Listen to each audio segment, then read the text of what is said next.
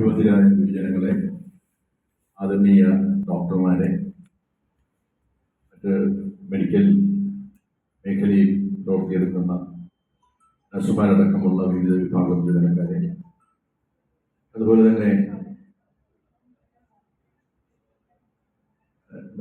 MFC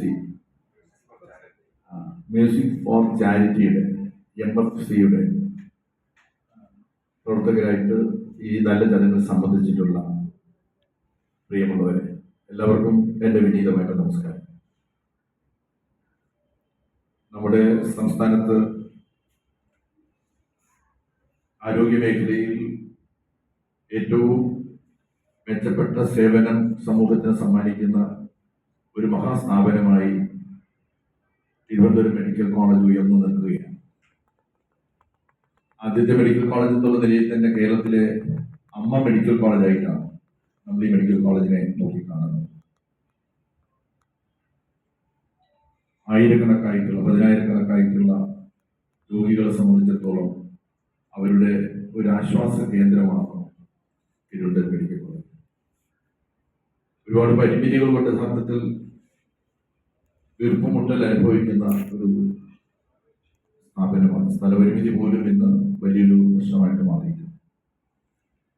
ഒന്നാം Pinarayi government 717 കോടി രൂപയുടെ ഒരു സമഗ്ര വികസന പദ്ധതിയാണ് തിരുവനന്തപുരം മെഡിക്കൽ കോളേജിന് വേണ്ടിയിട്ട് രൂപകൽപ്പന ചെയ്ത് അത് പ്രയോഗത്തിൽ കൊണ്ടുവരുന്നതിന് വേണ്ടിയിട്ടുള്ള പരിശ്രമത്തിൽ ഏർപ്പെടുത്തിയിരിക്കുന്നു.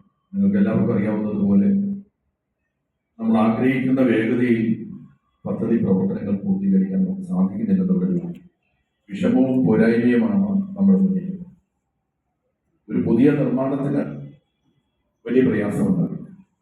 പഴയതൊന്നും മാറ്റി പുതുത് സ്ഥാപിക്കുമ്പോൾ ഉണ്ടാകുന്ന എല്ലാ പ്രതിസന്ധികളും ഈ സമഗ്ര വികസന പദ്ധതിയെയും ബാധിച്ചിട്ടുണ്ട്.